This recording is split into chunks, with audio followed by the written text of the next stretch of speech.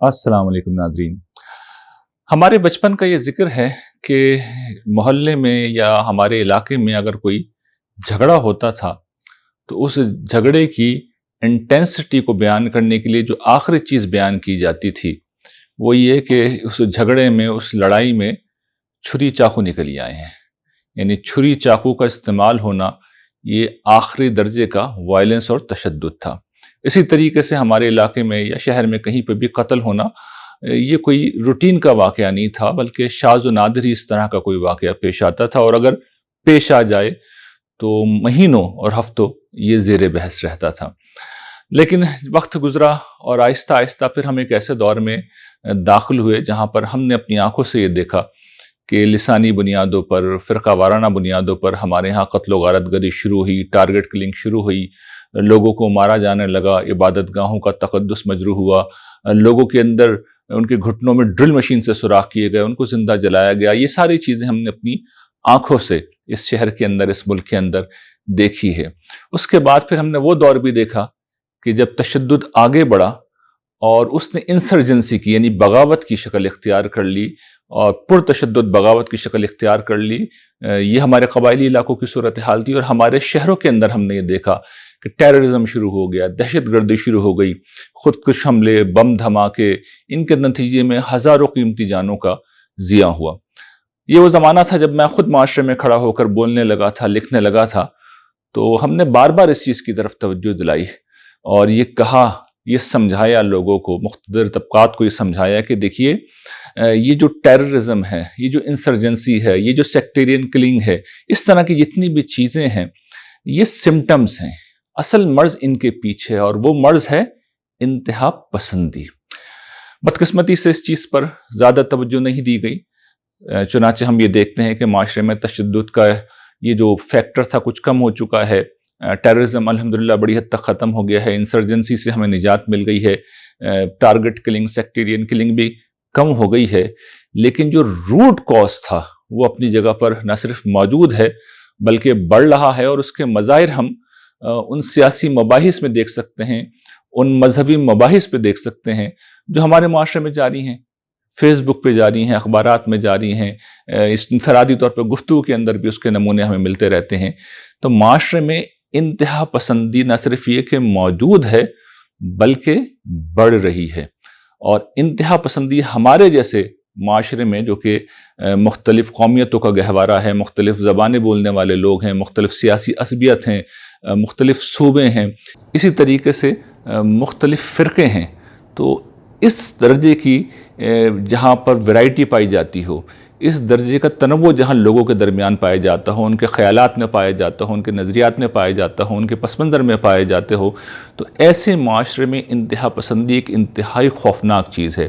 اور ہم اپنی تاریخ میں یہ دیکھتے ہیں کہ جب جب اس انتہا پسندی کو وہ حالات ملے، تو کچھ واقعات تو میں نے بیان کیے جو کہ ریسنٹ پاس تھا، لیکن اس سے پہلے چلے جائیں تو تقسیم ہند کے موقع کے اوپر یا مشرقی پاکستان کی علیحدگی کے موقع کے اوپر ہم جانتے ہیں کہ لاکھوں کی تعداد میں لوگ مارے گئے تھے.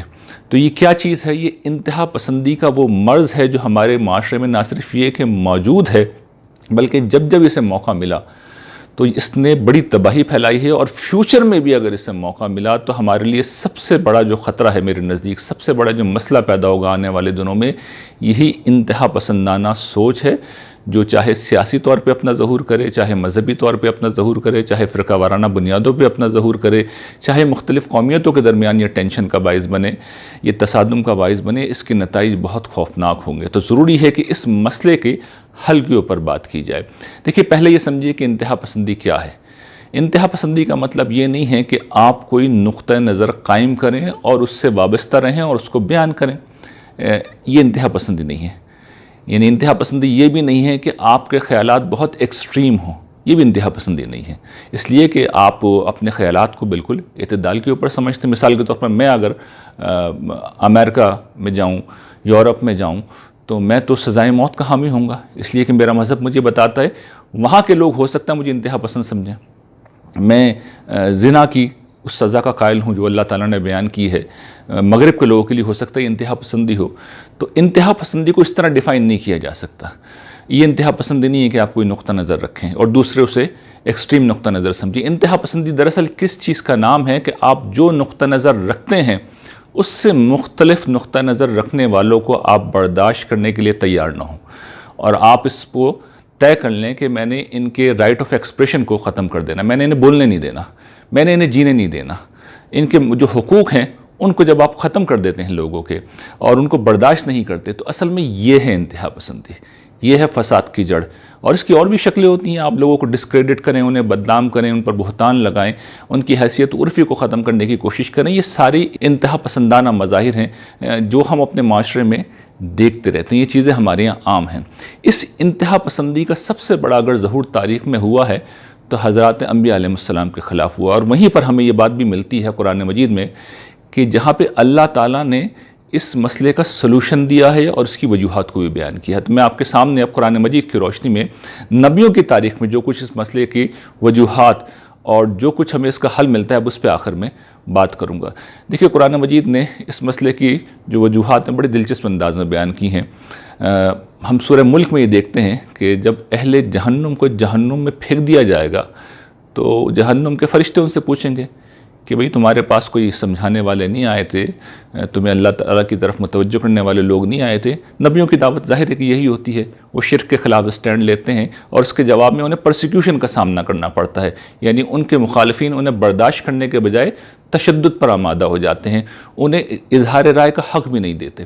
تو ایسے لوگ جب جہنم میں پہنچیں گے، یہ کفار جب جہنم میں پہنچیں گے تو قرآن مجید کہتا ہے کہ فرشتے ان سے پوچھیں گے، جواب میں وہ کہیں گے کہ نہیں، ہم نے ایسا نہیں تھا کہ ڈرانے والے نہیں آئے تھے، ہم نے انہیں جھٹلا دیا اور انہی پہ الزام لگایا۔ اور پھر اس کے بعد جو ایک وہ جملہ آپ کہتے ہیں، یہ ہے اصل میں انتہا پسندی کا روٹ کاز اسے کہنا چاہیے۔ اور وہ کیا چیز ہے؟ ان کے الفاظ یہ ہیں، کاش کہ ہم سنتے یا ہم عقل سے کام لیتے، ہم غور و فکر کرتے تو ہم جہنم والوں میں سے نہ ہوتے۔ دیکھیے اس میں دو چیزیں بیان کی گئی ہیں، کسی کی بات کا سننا اور اس پر غور کرنا۔ میں اب اس بات کو اپنی ذاتی مثالوں سے آپ کو سمجھاتا ہوں، اس لیے کہ میں ان سارے مراحل سے گزرا ہوں۔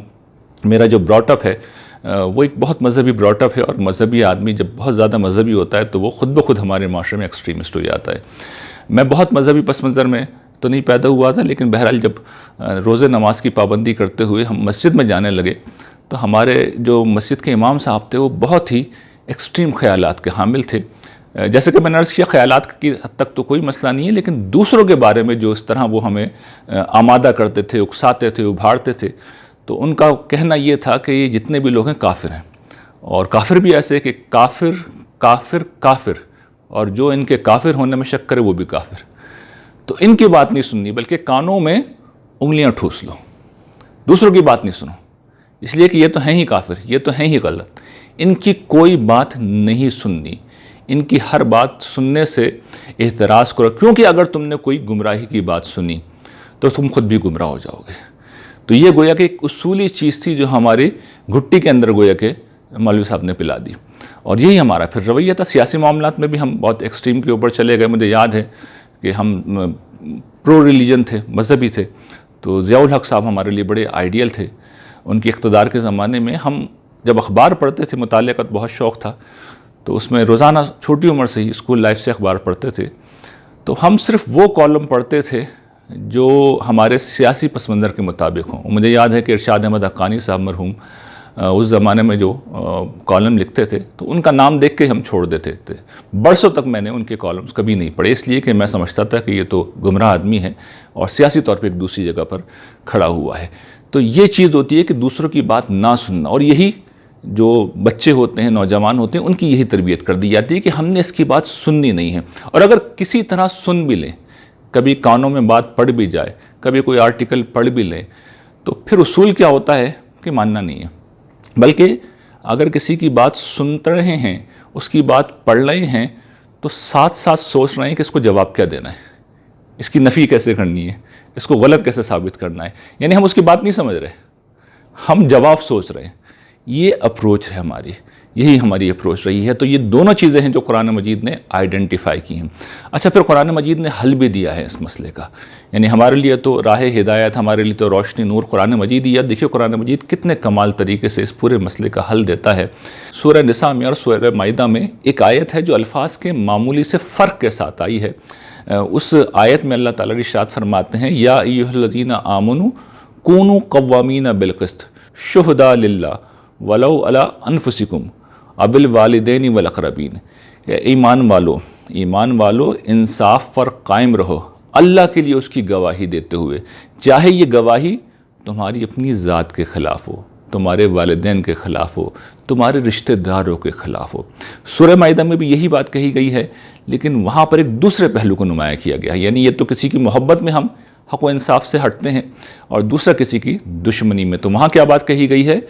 جو بات وہاں پر اضافی طور پہ کہی گئی ہے وہ یہ ہے وَلَا يَجْرِمَنَّكُمْ شَنَآنُ قَوْمٍ عَلَىٰ أَلَّا تَعْدِلُوا اعْدِلُوا هُوَ أَقْرَبُ لِلتَّقْوَىٰ۔ دیکھو کسی قوم کی دشمنی تمہیں اس پر نہ ابھارے کہ تم حق و انصاف سے پھر جاؤ، عدل کرو، انصاف کرو، یہ تقویٰ سے قریب تر ہے۔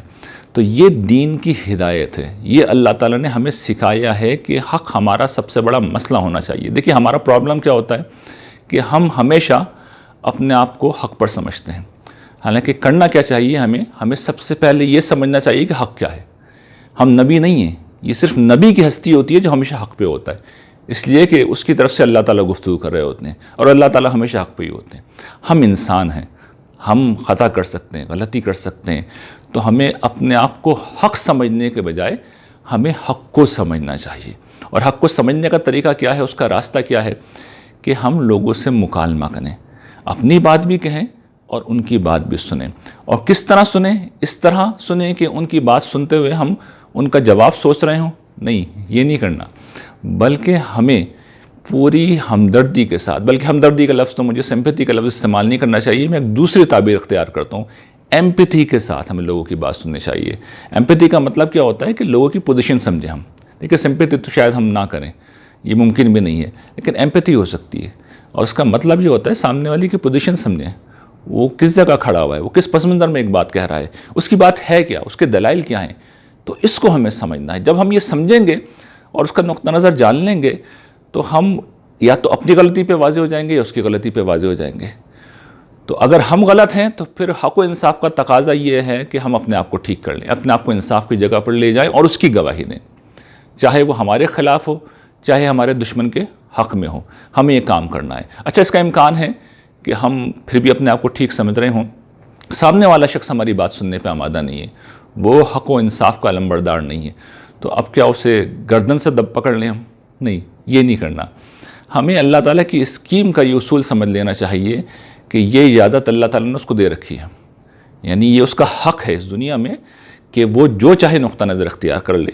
ہو سکتا ہے ہم اسے دلیل کی بنیاد پہ غلط سمجھ رہے ہوں، لیکن یہ ہمیں اگر اللہ تعالیٰ نے حق نہیں دیا کہ ہم اس کی گردن دبا دیں، اس کے حقوق سے اسے محروم کر دیں، اس پر الزام و بہتان لگائیں، اس کو ڈسکریڈٹ کریں، اس کے خلاف مہم چلائیں، اس کی جان مال آبرو کے در پہ ہوں، یہ ہم نہیں کر سکتے، یہ ہمیں حق نہیں ہے۔ ہمیں پیسفل کو ایگزسٹنس کا اصول ماننا ہوگا، اور اس ملک میں خاص طور پر جس ملک میں ہم رہتے ہیں، میں جیسا کہ عرض کر چکا ہوں کہ یہاں پر مختلف قومیتوں کے لوگ ہیں، مختلف پس منظر کے لوگ ہیں، مختلف نظریات کے لوگ ہیں، مختلف مسالک کے لوگ ہیں، مختلف فرقوں کے لوگ ہیں، تو ہمیں یہ بات سمجھ لینے چاہیے کہ اس طرح کی ورائٹی میں جہاں لوگ رہتے ہوں، اگر ہم نے اس اصول کو اختیار نہیں کیا، عدل و انصاف کو اپنا معیار نہیں بنایا، ہم نے پیسفل کو ایگزسٹنس کے اصول کو تسلیم نہیں کیا، ہم نے دوسروں کو برداشت کرنا نہیں سیکھا، تو پھر تباہی آ رہی ہے، بہت بڑی تباہی آ رہی ہے۔ اور جیسا کہ میں عرض کر چکا ہوں، ہماری ہسٹری ہے 47 سے آپ دیکھ لیجئے، ہمارے مزاج کے اندر یہ چیزیں ہیں، جذباتیت ہے، جذباتی لوگوں کو انتہا پسند بنانا بہت آسان ہوتا ہے، اور ہمیں بنا دیا ہے،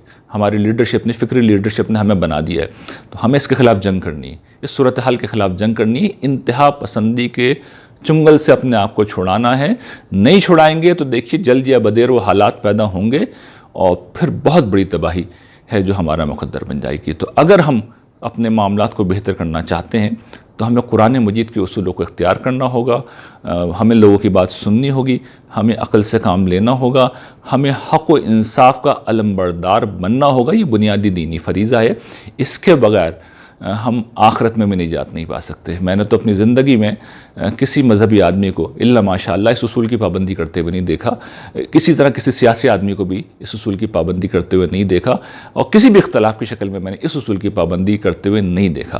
تو میرا کہنا یہ ہے، میری درخواست یہ ہے کہ کسی کی نہ سنیں، اللہ تعالیٰ کی سن لیں۔ اس لیے کہ اس کے حضور جواب دینا ہے، اور جب ہم اس کے حضور پیش ہوں گے تو یقین کیجئے گا یہ جو کپڑے ہیں نا یہ بھی اترے ہوئے ہوں گے، بالکل کچھ نہیں ہوگا جسم کے اوپر. اور جن لوگوں کے لیے ہم یہ سب کچھ کرتے رہے، اپنا خاندان، اپنی قوم، اپنا مسلک، اپنا گروہ، اپنے علماء، اپنے لیڈر، جن کی محبت میں، یہ جن لوگوں کے حوالے سے ہم یہ اسٹینڈ لیتے رہے ہیں، ان کے خاطر ہم لڑتے رہے، کوئی ہمارے کام نہیں آئے گا. ہم ہوں گے اور ہمارا پروردگار ہوگا، اور وہ ہم سے پوچھے گا کہ میرا حکم تم تک پہنچا تھا یا نہیں پہنچا تھا. تمہیں حکم دیا گیا تھا کہ تم میرے لیے کھڑے ہو، تم اپنے لیڈر کے لیے کھڑے ہوئے، تو جاؤ اپنے لیڈروں کے ساتھ جہنم میں جاؤ. تو یہ بات اتنی سادہ نہیں ہے، یہ جنت اور جہنم کا مسئلہ ہے. اس کو سیریسلی لیجئے، یہ ہماری دنیا بھی تباہ کرے گا اور ہماری آخرت بھی تباہ کرے گا. وآخر دعوانا ان الحمدللہ رب العالمین.